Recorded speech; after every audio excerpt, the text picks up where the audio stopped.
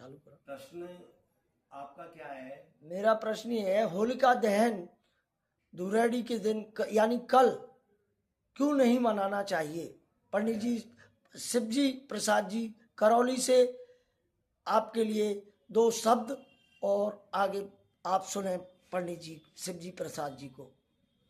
देखो, शास्त्र की जो मर्यादा है और जो शास्त्र कहते हैं, धर्मानुकूल शास्त्रानुकूल कार्य करते हैं तो घर में सुख समृद्धि आती है। और धर्म से कोई प्रतिकूल कार्य होता है तो हानि होती है, हानि होने का डर रहता है। ऐसी स्थिति में जो होलिका दहन की बात आती है तो होलिका दहन तो यह दो तारीख को होना चाहिए।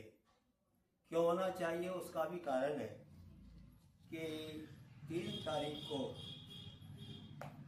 चंद्र ग्रहण होता है जी। और चंद्र ग्रहण होने की वजह से हम सूर्य ग्रहण हो या चंद्र ग्रहण हो, ऐसे में जो शास्त्र से विहित कार्य हैं उनके लिए हम करते हैं, और जो शास्त्र से प्रतिकूल हैं ऐसे कार्यों के लिए नहीं करते। ऐसी परिस्थिति में जो दिया गया है कि सायं जो है चंद्र ग्रहण जो लग रहा है वो चंद्र ग्रहण जो है दोपहर में 2:15 से स्पर्श हो जाएगा। 2:15 से स्पर्श होगा और स्पर्श होने पर प्रवेश जो है छाया प्रवेश होने के बाद 3:20 से ये ग्रहण की स्थिति प्रारंभ हो जाएगी जी। और ये सायंकाल जो है, होलिका दहन कब होगा सर? 1 मिनट, ये जो इसकी जो चंद्रग्रहण की स्थिति आ रही है जी, वो जो चंद्रग्रहण जो है 6:47 पर जी। ये मुक्त होंगे चंद्र। अच्छा। हाँ, तो यानी चंद्र ग्रहण की जो स्थिति है वो सायं जो है 6:47 पर मोक्ष को होंगे और उसके बाद शुद्ध स्नान होंगे। शुद्ध स्नान के बाद फिर पूजा कार्य आदि प्रारंभ होंगे। होलिका दहन कितने बजे किया जा सकता है? अब होलिका दहन की जो बात आ रही है नहीं, तो होलिका दहन के लिए ये बात है कि ये प्रदोष काल जो 2 तारीख में है, 2 मार्च में है, 2 मार्च 26 को ये होलिका दहन किया जाएगा। जी। क्यों किया जाएगा? वैसे जो है दूसरे दिन तक पूर्णमासी जा रही है जी। लेकिन दूसरे ग्रहण चंद्र ग्रहण होने की वजह से जी। वो कार्य विहित नहीं है, वो शास्त्रानुकूल कार्य नहीं है। और होलिका को हम प्रदोष काल में यानी 6:30 बजे तक, 6:30 बजे का टाइम दिया है पंचांग ने, वहाँ जो है इसको कर लिया जाएगा। 2 मार्च 2026 को प्रदोष काल में इसको जो है होलिका दहन कर लिया जाएगा। वैसे ये 3 तारीख को मनाई जाने चाहिए थी, लेकिन वो चंद्र ग्रहण की वजह से व्यवधान आया है। इसलिए शास्त्र ये भी कहता है कि जब ऐसी स्थिति हो तो 1 दिन पूर्व, और जो पूर्णिमा आ चुकी है इसलिए 2 तारीख में ही होलिका का दहन होगा। ये आपका जो ये प्रश्न का ये उत्तर ये रहा। और फिर अब होलिका दहन के बाद आता है धुलेंडी या गौधुली, वो गुलाल रंग से होली खेलने का त्योहार दूसरे दिन मनाया जाता है। क्या उस दिन हम होलिका धुलेंडी मना सकते हैं? देखो, धुलेंडी के लिए इसका नाम जो दिया है वो होलिका के दूसरे दिन किया जाता है। जी। अब होलिका के दूसरे दिन करने में वही जो मैंने अभी आपको बताया था कि हम उस चंद्रकाल में यानी चंद्रग्रहण के काल में हम जितना पाठ पूजन जप हवन ऐसा कोई कार्य करते हैं जी तो शास्त्र विहित है और उसका अनंत गुना फल प्राप्त होता है। ठीक है सर। लेकिन रंग लगाने का मतलब है कि हमारी हर्षोल्लास बढ़ना, हाँ जी मन में उत्साह बढ़ना, उमंग बढ़ना। अब एक तरफ चंद्र के ऊपर संकट है, चंद्रग्रहण पड़ रहा है और हम यदि उसमें धुलेंडी खेलते हैं जी, रंग लगाते हैं जो सौहार्द का प्रतीक है, तो ऐसे में उनको लगाना अनुचित है। अनुचित है। हाँ। ये बड़ी बात, ये अनुचित है तभी तो जो है क्योंकि रंग गुलाल लगाना अनुचित है पंडित जी की, ये बड़ी बात। अनुचित यूं है कि हमारी जो प्रकृति के देव है जी शरीर के प्रकृति के देव है, तो आप जो चंद्रमा मनसो जातः चक्षो सूर्यो अजायत श्रोत्राद वायस्य प्राणस्य मुखार्दग्निर्जायत, यानी चंद्रमा हमारे मन का स्वामी है जी। अब इसका प्रभाव इतना होता है कि ये आकाश में स्थित होने के बाद भी और हमारे ऊपर प्रभाव डालता है। आप ये मान लीजिए कि समुद्र में ये जो भी ज्वार भाटे आते हैं वो जी। किसके कारण आते हैं? चंद्रमा के कारण आते हैं। जी सर। चंद्रमा जी, में इतनी शक्ति होती है जी कि वो अपनी शीतलता से समुद्र को भी प्रभावित करता है, जी हमारे मन को प्रभावित करता है। जी जैसे अपनी क्षमताएं बढ़ती है और घटती हैं, चंद्र की किरण घटती और बढ़ती रहती है, जी ऐसे ही ये हमारे मन की गति को प्रभावित करता है। जी अब मन ही जब हमारा प्रभावित हो जाएगा, कुंठित हो जाएगा जी है, क्योंकि चंद्र कुंठित है, उस समय पर उनके ऊपर एक विशेष छाया है। हाँ, बड़ी बात देखो पंडित जी की, वो छाया होने की वजह से वो जो है हर्ष में नहीं है, जी जबकि पूर्णिमा को पूर्ण चंद्र होता है, जी उसकी 16 कलाएं होती है और आकाश में पूर्ण होने की वजह से ही पूर्णिमा कहलाती है। और राहु जो है जी वो भी जो है इनके ऊपर प्रभाव डालता है। और पूर्णिमा को इसीलिए चंद्र ग्रहण पड़ता है जी जी जी और अमावस्या को सूर्य ग्रहण पड़ता है। जी तो यही कारण है। तो आपने जो प्रश्न किया, जी सर। अब होली के संबंध में यदि मैं आपको बताऊं तो होली का तो एक ये चारों वर्णों की जो 4 त्योहार माने गए जी चारों वर्ण है अपने, ब्राह्मण क्षत्रिय और वैश्य वैश्य और शूद्र, इनके लिए मनाते सब चारों वर्ण एक दूसरे के त्योहार को सब मनाते हैं। जैसे आप ये मानिए ब्राह्मणों का जो मुख्य त्योहार है वो रक्षाबंधन है, राजपूतों का जो त्योहार है वो दशहरा है। जी बड़ी बात, दशहरा राजपूतों का त्योहार। और आपके जो विटपति जिनको कहा जाता है वैश्य लोग, उनका जो है त्योहार है वो लक्ष्मी पूजन जहाँ किया जाता है, दीपावली। जी और शूद्रों का जो त्योहार है वो होलिका है, धुलेंडी है। लेकिन चारों ही वर्ण अपन भेद नहीं मानते जी और चारों त्योहारों को,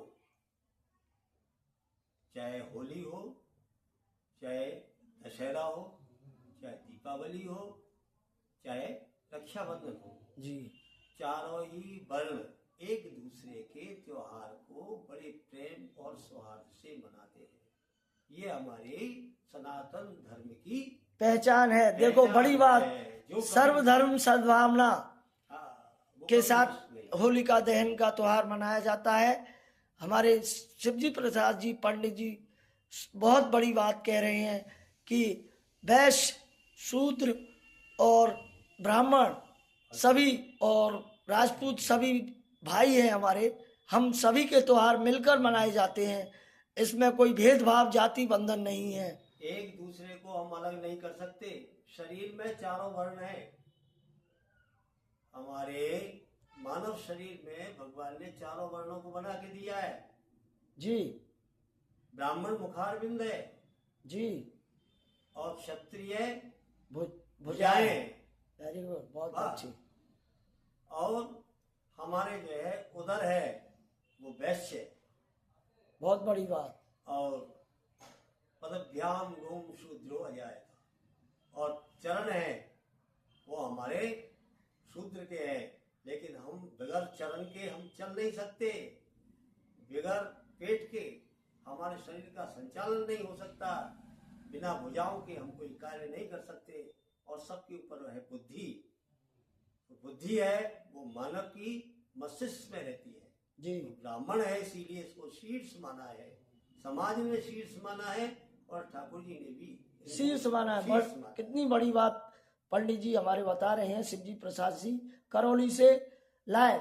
चैनल को लाइक करें, सब्सक्राइब करें, आगे और बढ़ाएं। मैं एक बात और बताना चाहता हूँ आपको कि जहाँ होली मनाने का जहाँ सवाल आता है जी तो चारों युग में ये होली मनती हुई आ रही है। जी। प्रारंभ कब हुआ इसका, अब ये भी मैं आपको थोड़ा सा डिटेल में जो बताओ। मेरी मति के अनुसार या जो मैंने कुछ देखा है, जी बुजुर्गों से सुना है, शास्त्र सम्मत है। तो भक्त प्रहलाद को मारने की अनेक चेष्टाएं की उनके पिता हिरण्यकश्यप ने, और उनकी बहन होलिका ने अपने भाई को सांत्वना दी।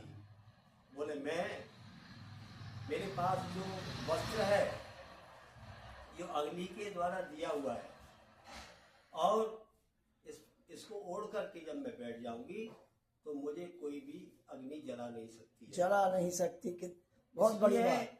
होली का जो त्योहार है वो प्रमुख रूप से क्यों है, क्योंकि होली को जो ग्राम का मुखिया होता है, जो शहर का अधिपति होता है, जहाँ पर एक ही जगह पर होली जलाई जाती है, वहाँ दहन पर की जाती है। एक महीने पहले होली का डाला गाड़ दिया जाता है। जी जी, ये कितनी डाला बड़ी क्या बात। है? प्रहलाद का रूप है।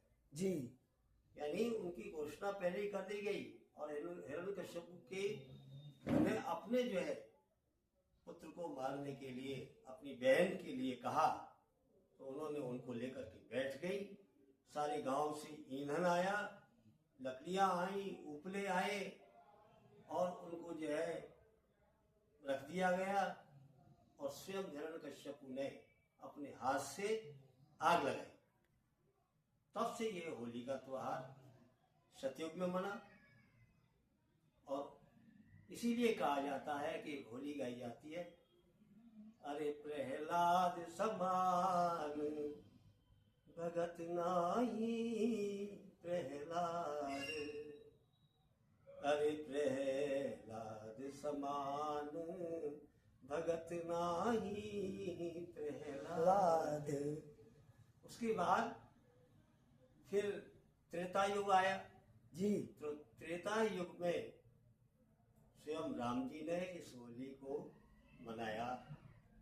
होली के रंग में रंगे, क्योंकि ये तो प्रकृति के 7 रंग हैं और इन रंगों से कभी भगवान दूर नहीं होते। अपनी अष्टधा जो प्रकृति है भगवान की, उससे कभी विलग नहीं होते। वो ये दिखाना चाहते हैं कि राम कहो या सीता राम कहो, सीता राम और राम सीता दोनों एक हैं। उन्होंने कनक भवन में, जो अयोध्या में भगवान का भवन है, वहाँ पर अयोध्या नरेश श्री राम जी ने सीता जी के साथ होली खेली। जी आज अवधपुरी में भी वो होली खेली। और उसके बाद हनुमान जी ने कैसी होली खेली, ये कैसी खेली बताइए। आपको बताऊं मैं, उन्होंने जो माता को अपने सिर में सिंदूर लगाते हुए देखा। जी जी जी, बहुत बड़ी बात। हनुमान जी को, और ये मुझे हनुमत चरित्र याद आ गया। हाँ, बहुत अच्छी बात। तो मैया से बोले हनुमान जी, मैया ये आप क्या लगा लिए? बोले बेटा, इनसे भगवान बहुत प्रसन्न होते हैं। अच्छा, हाँ, इसलिए भगवान बहुत प्रसन्न होते हैं हाँ, सिंदूर से। सिंदूर से जो है, क्योंकि सिंदूर सौभाग्यम देही, सौभाग्यम देही, बहुत बड़ी सौभाग्य को बात। देने वाला है सिंदूर। हर चीज का अलग अलग प्रमाण है। जी सीता माँ अपने सौभाग्य के लिए, यानी रामचंद्र जी की आयु की वृद्धि के लिए अपने सिर में सिंदूर लगाती सिंदूर थी। लगाती है। हनुमान जी गए और उन्होंने अपने सारे शरीर पर जो है सिंदूर लगा लिया। सारे शरीर पर हनुमान जी ने सिंदूर लगा लिया। बहुत बड़ी बात, बहुत बड़ी बात, बहुत तो अच्छे। ये रंग की होली हनुमान जी ने खेली। और इधर भोलेनाथ है जो चारों युग में रहते हैं, चाहे सतयुग हो, चाहे त्रेता हो, चाहे द्वापर हो, चाहे कलयुग हो, जी उनके लिए गाई जाती है। एक होली की एक लाइन में आपको सुना रहा हूँ। हाँ, देखो होली का छंद सुना रहे हैं शिवजी प्रसाद जी पंडित जी करौली से। अरे होली शिव खेले या की जटा में विराजे गंग। होली शिव खेले जाकी जटा में विराजे गंग। तो ये भोलेनाथ की होली। बहुत इनने अच्छे। होली नहीं खेली, अपनी प्रकृति के साथ, अपनी पार्वती जी के साथ जो है भोलेनाथ होली खेलते हैं। और फिर जब कान्हा की होली की बात आती है तो वो तो सर्वोपरि हो जाती है। बहुत अच्छी बात, कान्हा की होली आती है सर्वोपरि हो जाती है। तो इसमें तो सारा समाज रंग जाता है। और आज जो है, आज विरज में होली रे रसिया, अरे ओरी नहीं रे बरे जोरी रे रसिया आज जे विरज में होली रे रसिया। जो भगवान जो है निमंत्रण आ रहा है राधिका जी के यहाँ से, और गोकुल से अपने अष्ट सखाओं से, ग्वालों के से होली खेलने के लिए बरसाने जा रहे हैं। और आज ये आपके द्वापर की होली हो गई। अब कलयुग की होली रही। हर जगह पर जहाँ भी ठाकुर जी है, जहाँ जो है गोपाल जी के घर घर में। अब कोई कहता है कि पहले तो मंदिरों में ही ठाकुर जी विराजते थे, लेकिन आज हम कहते हैं बड़े गर्व के साथ कि घर घर में ठाकुर विराजमान है। घर घर में ठाकुर विराजमान है। हाँ। बड़ी बात। देखो देखो गोपाल जी का जो, पहले गोपाल जी की सेवा इतनी लोग नहीं करते थे, लेकिन हमने जो है आज लगभग 70 वर्ष की अवस्था हो रही है हमारी, क्या जी, 70 वर्ष की अवस्था में हम देख रहे हैं कि जो 50 साल पहले जो पहले बात नहीं थी, वो आज घर घर में ठाकुर विराजमान है। तो पहले से धर्म बढ़ा है कि घटा है? बढ़ा है। देखो कितनी बड़ी बात, पहले से धर्म बढ़ा है ना कि घटा है। हाँ, पहले मंदिरों में ही पूजा चलती थी, और अब हर घर में, चाहे क्षत्रिय हो, वैश्य हो, ब्राह्मण हो, शूद्र हो, चाहे वो अपना जो है, जो 8 प्रकार की मूर्ति है, मनोमयी, मणिमयी, काष्ठमयी, मृदुमयी, जो मिट्टी से बनी है मूर्ति, या काष्ठ की बनी है मूर्ति, या पाषाण की बनी हुई मूर्ति, कैसी मूर्ति है, उसकी पूजा घर घर में हो रही है। जी। और वहाँ घर घर में होली खेली जा रही है। हमारे यहाँ करौली में तो, कल्याणपुरी में तो श्री राधा मदन मोहन लाल जी जो महाराज है, वो जो है भगवान के नाती है। उनके बेटे बड़े प्रद्युम्न जी के अनिरुद्ध जी और अनिरुद्ध जी के वज्रनाभ जी ने इन 3 मूर्तियों का निर्माण कराया है।